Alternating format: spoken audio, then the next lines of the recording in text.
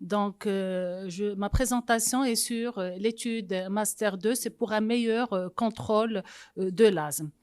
Donc, voici mes conflits d'intérêts.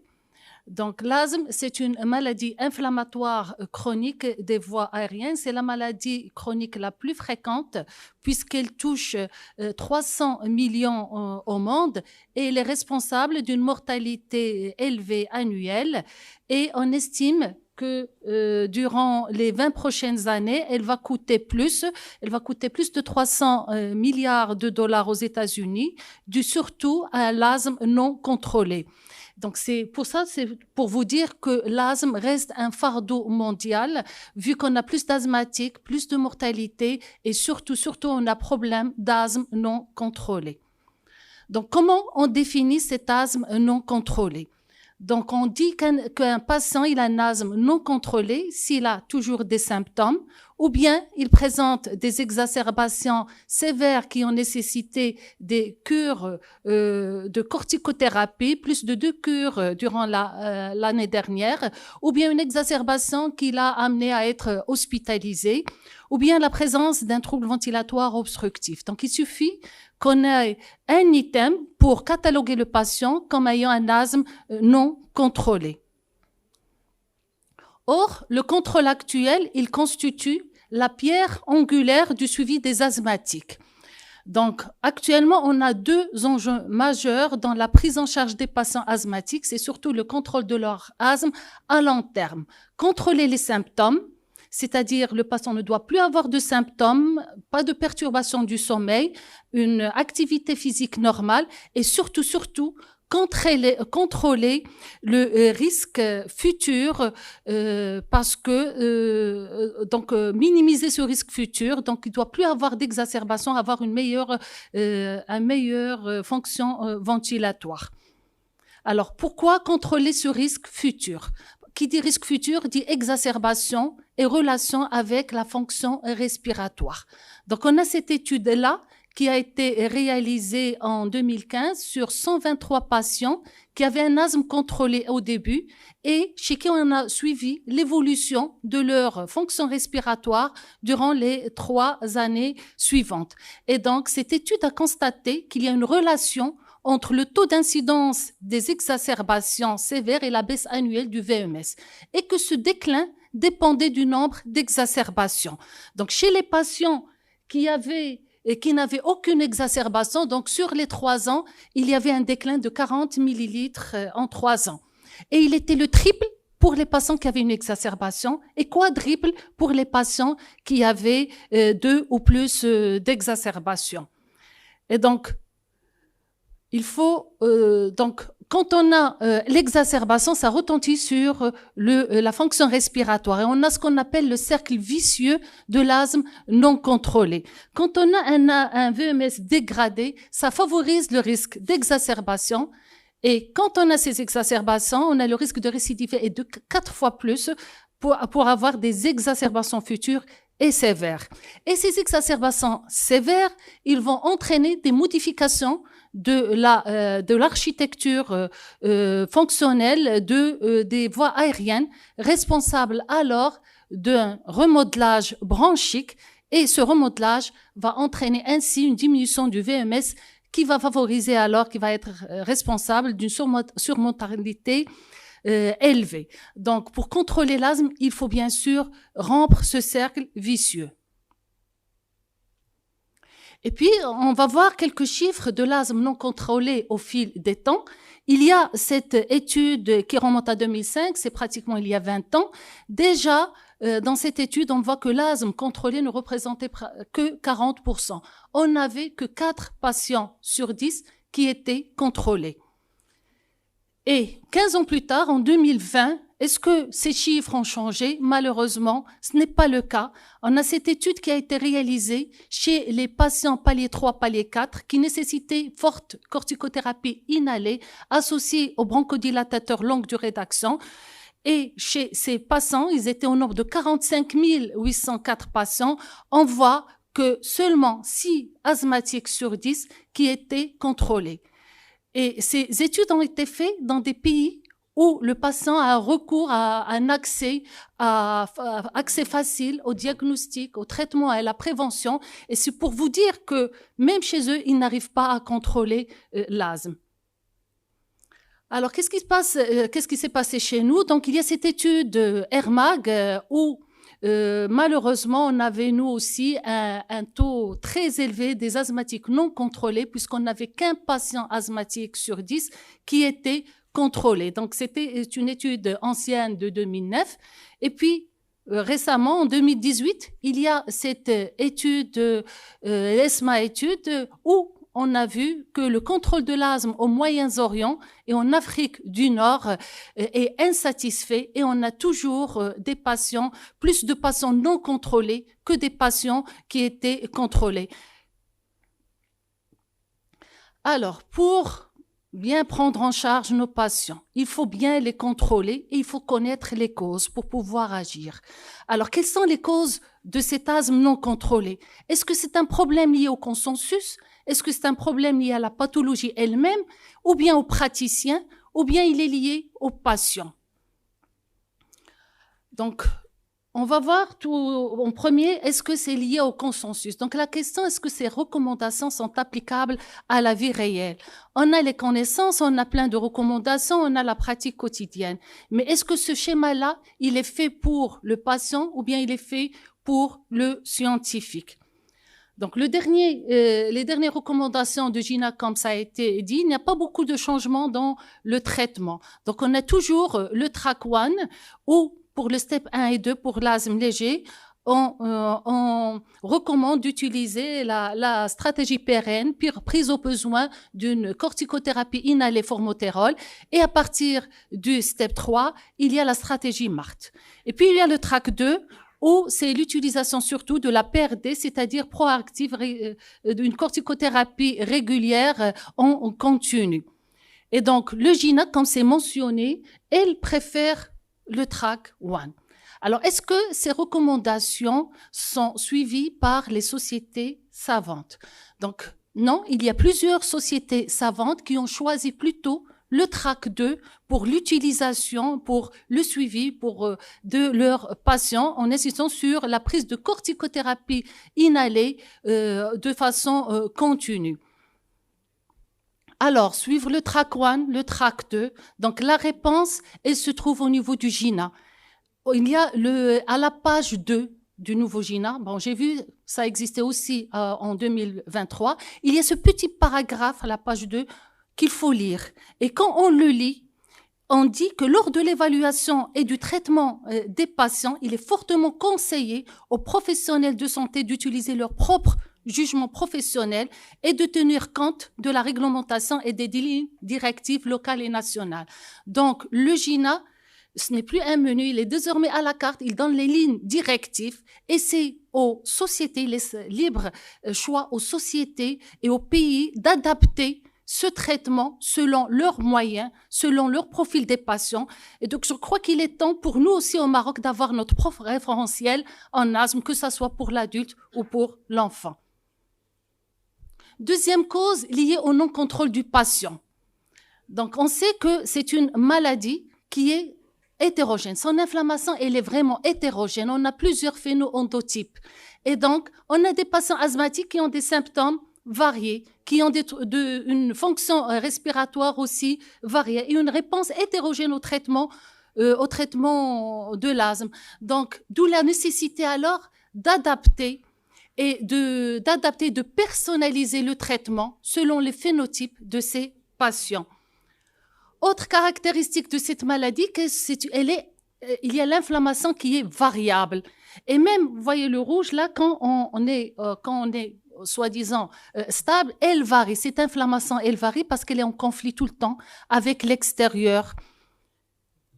Et puis, quand on voit l'évolution de l'asthme au cours du temps, on voit que quel que soit l'asthme à l'enfance, ou qu'on soit adulte ou senior, ça a tendance à changer. La couleur, elle change et on a l'asthme qui devient de plus en plus sévère. Ce qui fait qu'on a vraiment une difficulté à standardiser la prise en charge. Et puis, est-ce que ce non-contrôle, il est lié aux praticiens? Donc, le diagnostic de l'asthme reste un défi dans le monde réel. On a qui peut entraîner aussi bien un sous-diagnostic qu'un sur-diagnostic. Donc, on a cette étude-là qui a été réalisée en 2018 où on avait entre 20 et 70% des patients qui n'étaient pas diagnostiqués. Donc, c'était des patients asthmatiques qui avaient une mauvaise qualité de vie parce qu'ils n'étaient pas diagnostiqués. Et un patient sur 3, il était surdiagnostiqué et donc il recevait des médicaments de façon inutile. Et pourquoi? C'est parce que l'exploration n'a pas été faite. Donc, d'où l'intérêt. Il est obligatoire de toujours explorer les patients chez tout patient suspect d'asthme. Et comme l'a dit mon ami professeur Mounia, donc il faut faire l'exploration fonctionnelle respiratoire et même le DEP. Autre problème lié aux praticiens, il y a ce rapport qui est sorti en 2014 qui regroupait tous les décès par asthme au Royaume-Uni. Et on voit que les causes de décès, tout âge confondu, c'était la prise en charge au long cours qui était inadéquate, la prise en charge des exacerbations précédentes 1 fois sur 3, et en général, c'est l'évaluation globale de la prise en charge qui était médiocre par rapport aux recommandations. Donc, c'est un rapport qui est sidérant, et ce qui fait mal, c'est que c'est notre prise en charge qui amène à entraîner qui peut causer ces décès-là.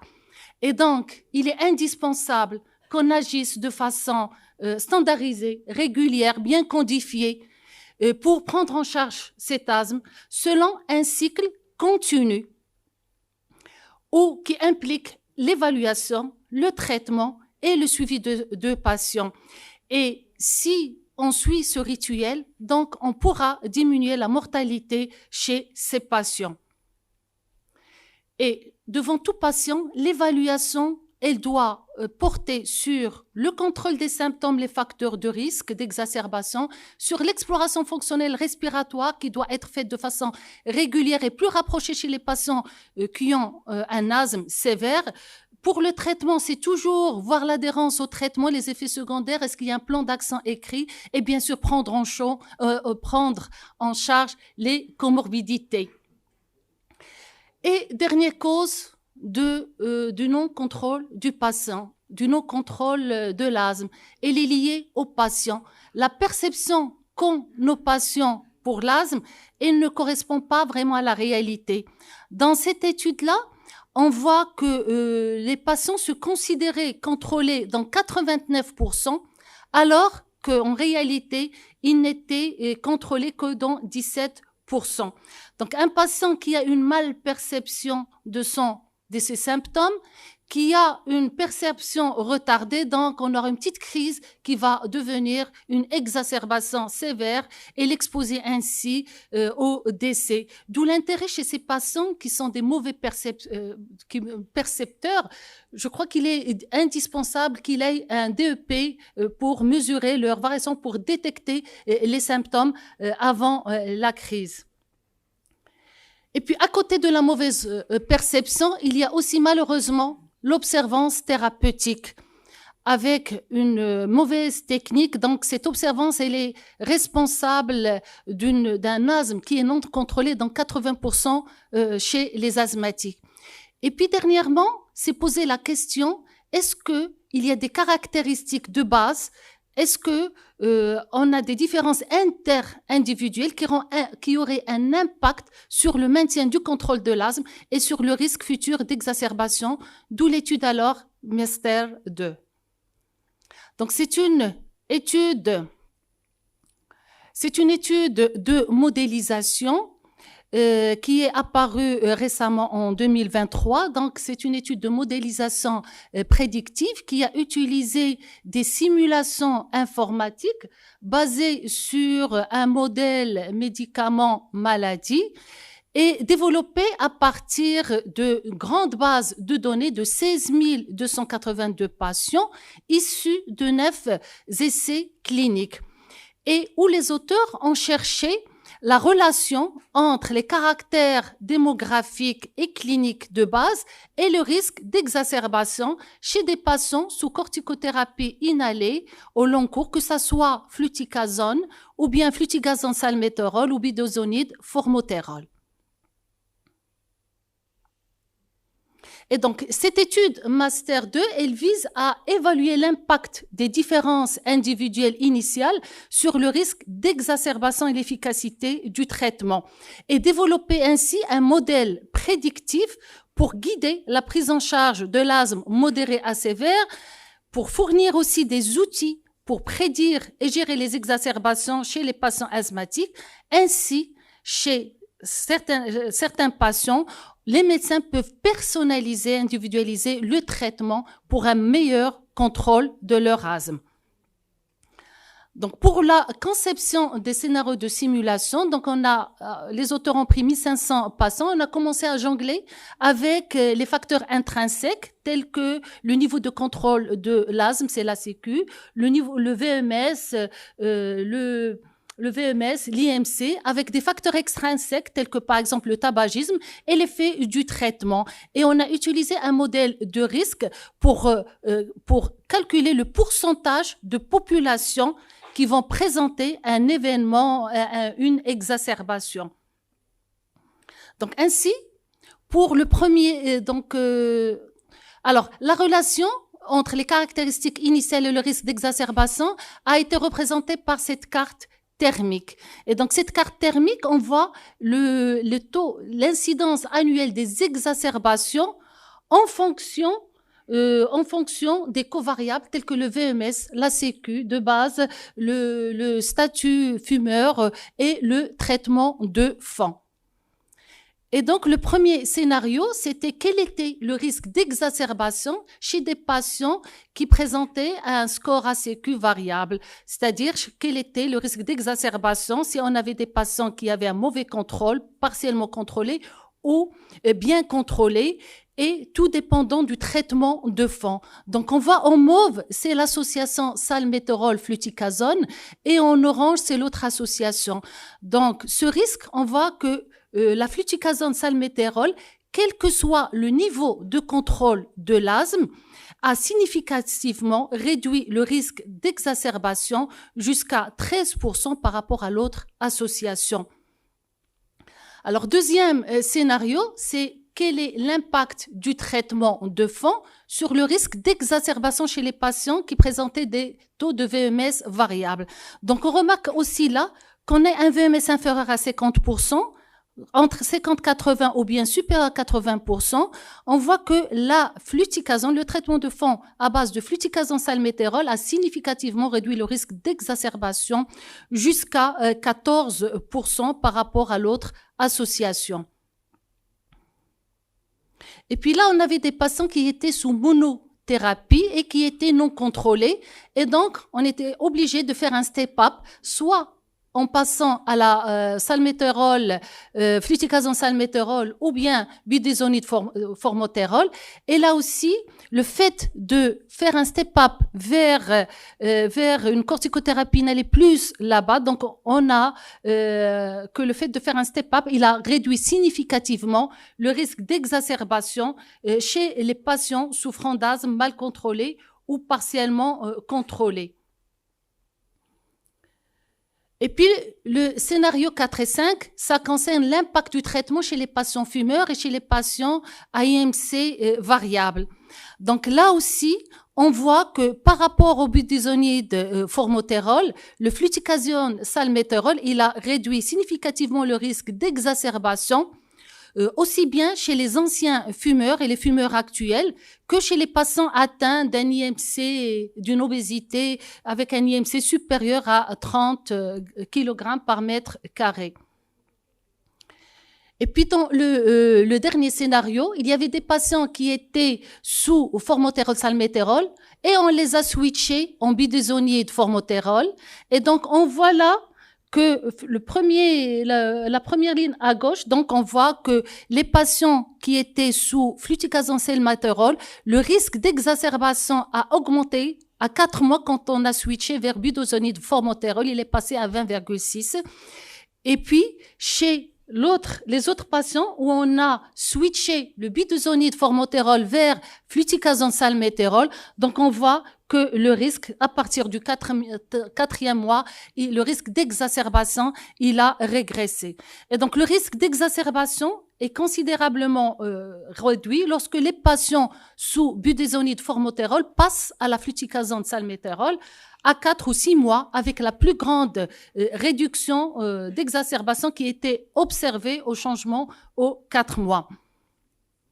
Et donc là, on a un résumé des caractéristiques, la relation entre les caractéristiques du patient et le nombre d'exacerbations. Donc, être femme, avoir un VMS bas, être fumeur, avoir un IMC élevé, ça prédisposait au risque d'exacerbation.